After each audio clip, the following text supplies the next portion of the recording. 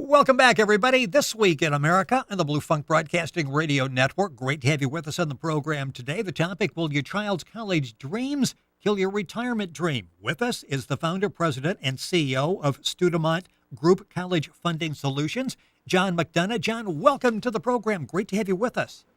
All right, thanks for having me. Well, it's a really important topic, and I'm sure by the time parents get to you and they're looking to you for a plan and trying to figure out how they're going to put this all together, you probably see what frustrated, concerned, and I'm thinking maybe even scared parents. Yeah, we see the full spectrum from scared to happy that they've got to this point to where did the last 17 years go? Well, yeah, and time goes by quickly, and I know as a parent, and the kids fortunately went on to college and are doing very well, but you're thinking, I'll start saving like maybe next year and maybe planning, and all of a sudden you go in middle school, then you're in junior high, then you're in high school. The time is there, and it really slips up on you very quickly. A lot of people think, we're told about 529 savings, 529, that this is really the way to go. And one of the things you talk about, you've got an excellent website, collegefundingfreedom.com, is don't be so quick to think this is the only way or the best way to get this done. Yeah, I mean, that's a true statement, and we really firmly believe that. We've been programmed as consumers to believe that the 529 plan is really the only place to put money for college. And we've even been, I think, tricked in a way when they call it a 529 education savings plan. And it's not a savings plan, it's an investment plan. And it's subject to the market fluctuations, risk, and volatility. Additionally, when these were created in the mid-90s, no one ever talked about how the value of these 529 plans would impact against the financial aid formulas. Now, don't get me wrong, they're much better than having nothing set aside, but I feel like with proper planning and looking ahead far enough in advance, there are better places to put the money for education. Let's talk about some of those. Where are some ways, let's say our children are young now and we're really planning, we're scared to death this time is going to approach and we're not going to be able to give them the college of their choice. What are some of the ways that we should be saving in looking ahead? Well, one of the things we need to look at, let's go back to the basics of finance. Number one is keeping our homes and our residences outside of this conversation. I think parents should be looking at eliminating as much consumer debt as possible. Don't carry careless credit card debt, any personal loans, because those suck our cash flow on a monthly basis. And that cash flow could be used towards the education expense for your child.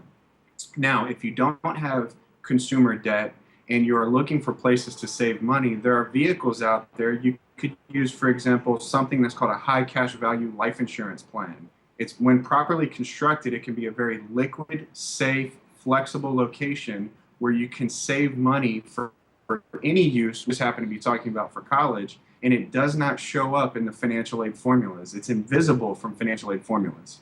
So many people think, okay, it's sort of an either or situation. I can provide, I can help my child get college funding, or it's going to cost me in home equity. It's going to cost me in my retirement. It's going to impact the retirement, the dreams that I always had. Is it an either or situation? Unfortunately, that's the way a lot of people think of it. And when we properly plan in advance, no, it's not an either or, it's an all of the above. When parents can detach themselves emotionally from their financial equation, we can look at making sure we minimize the out-of-pocket expenses for their children's education, all of their children, not just the oldest, but all of them, making sure they pay their house off in an appropriate period of time, and then have additional funds set aside for retirement as well.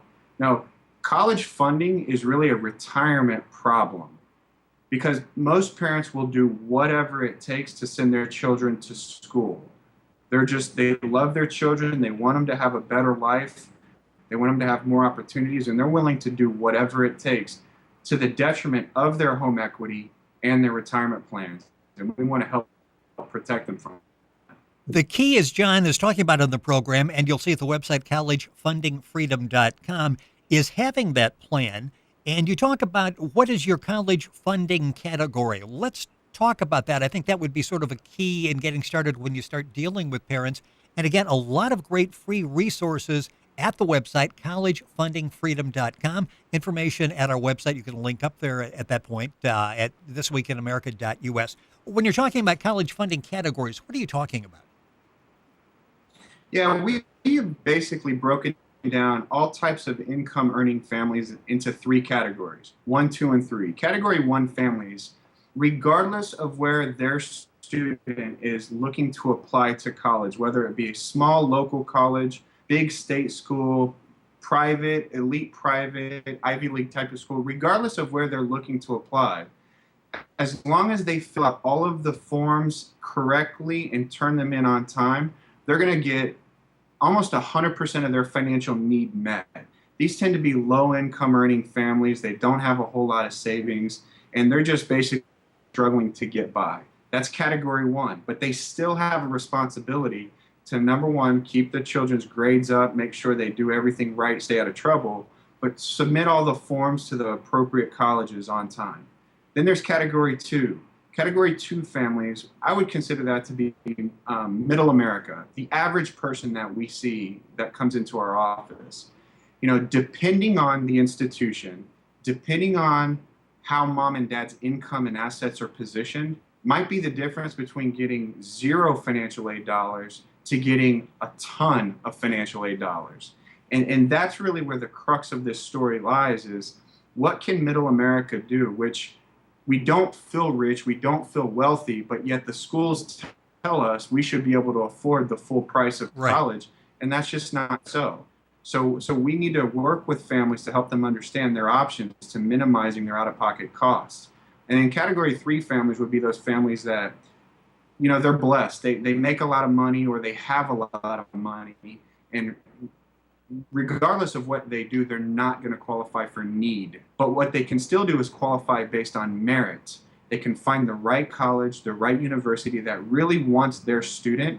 And it doesn't have to be the valedictorian or salutatorian. It can be just an average student going to college. And if you find the right college out there, they're going to give some type of dollars. And those come in the form of merit-based dollars, merit-based grants from colleges and universities. Ideally, when should a family start planning for college? Not just the college they would like to go to, but putting that financial package together, the personal package as well as working with the school.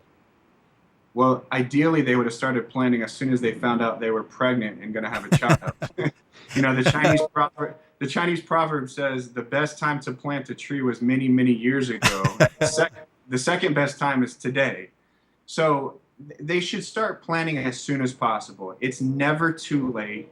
We consistently have families that have seniors in high school coming in to talk to us, and they're able to do certain things to position either their student to try to get their SAT, ACT scores up higher, to get a well-written essay prepared, to make sure they're looking at the right types of colleges, or they can have time as seniors, when they have seniors in high school, to potentially reposition some income and assets before they fill out the financial aid forms, and maybe lower some income taxes and those types of things.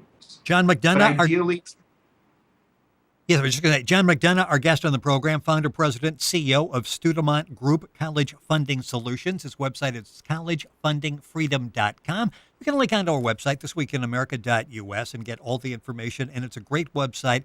A lot of great resources there for you, some videos. There's the checklist that we were just talking about. If people are listening and they're going, yeah, some financial planning is really necessary so that I can try to get as much aid as possible, I'll just go to my accountant and work with him. And one of the things you talk about is, again, that's not necessarily the best way to go, because there are a whole lot of strategies out there your accountant's not going to be aware of.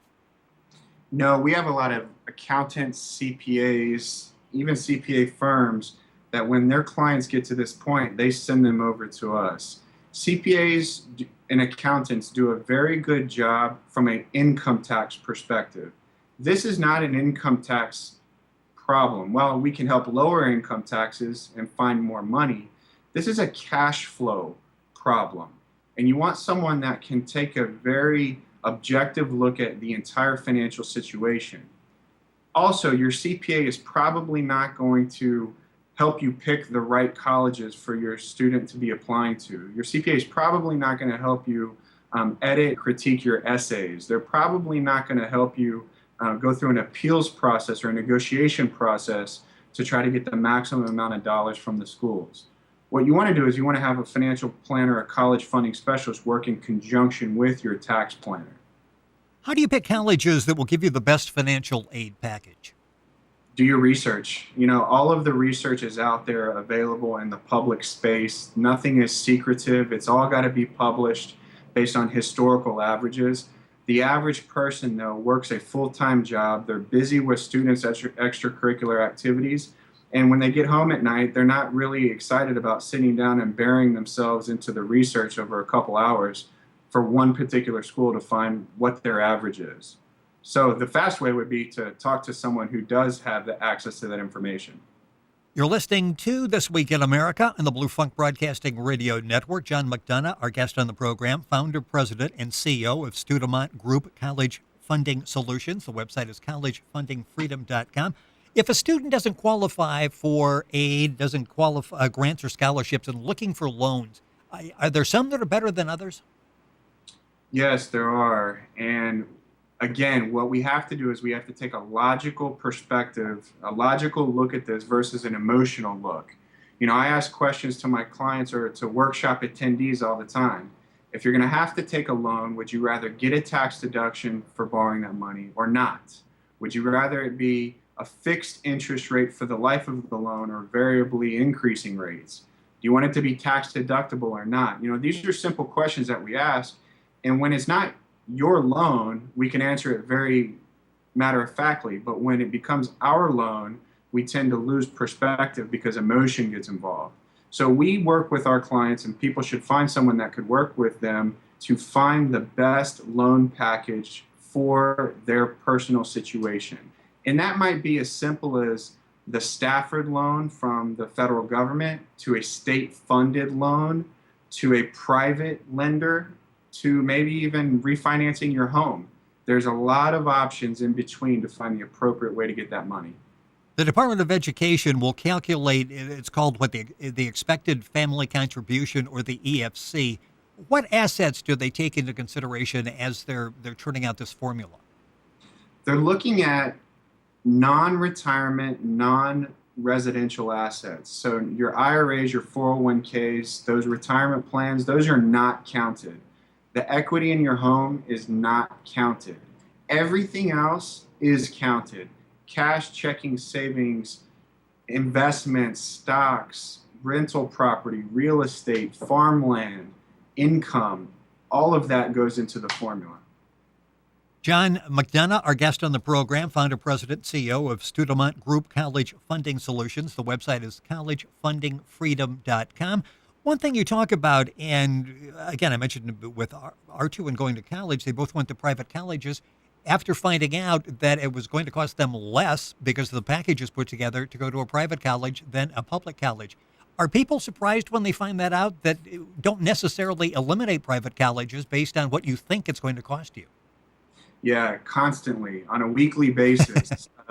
People, when we run the financial numbers for them, they just can't believe, how is this private school that has a sticker price of this number less expensive than the cheaper state school alternative? And it happens on a weekly basis.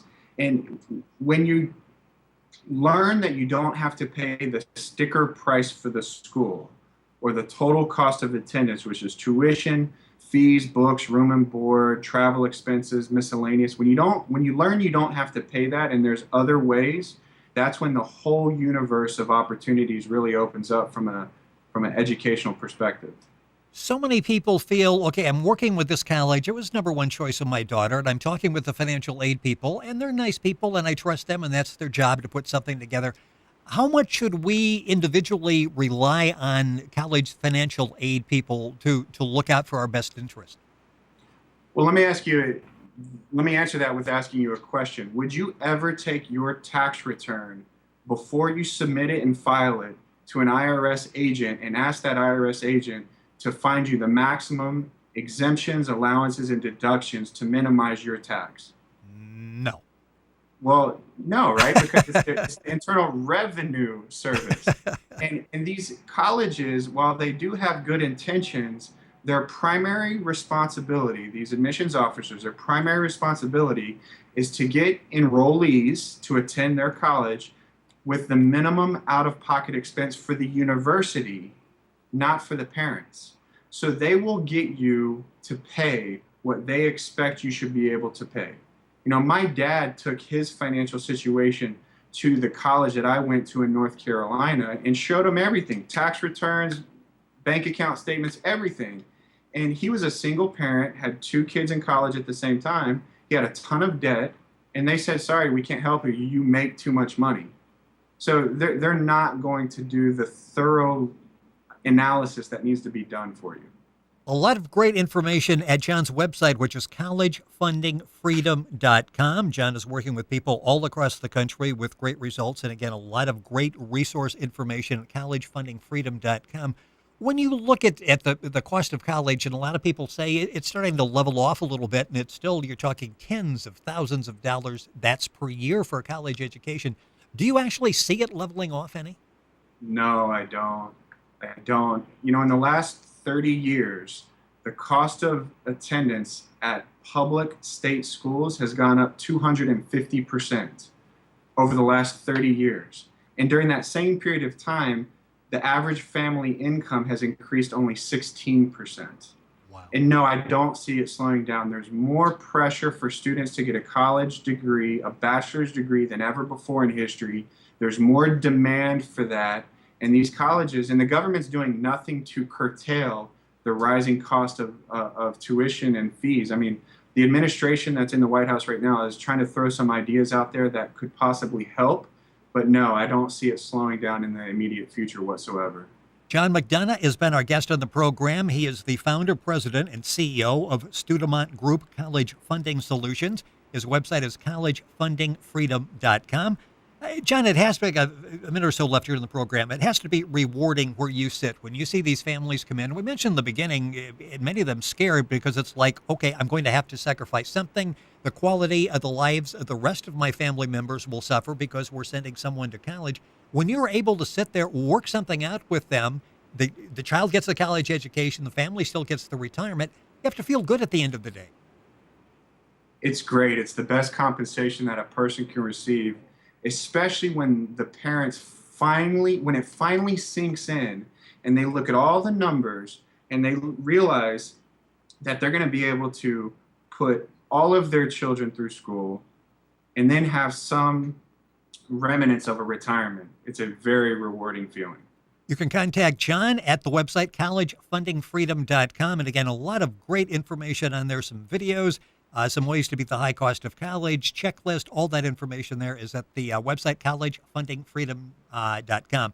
John, pleasure having you on the program. Look forward to having you back. Thank you for your time, sir. Thank you, Rick. Thank you. Once again, collegefundingfreedom.com, the website. You're listening to This Week in America on the Blue Funk Broadcasting Radio Network.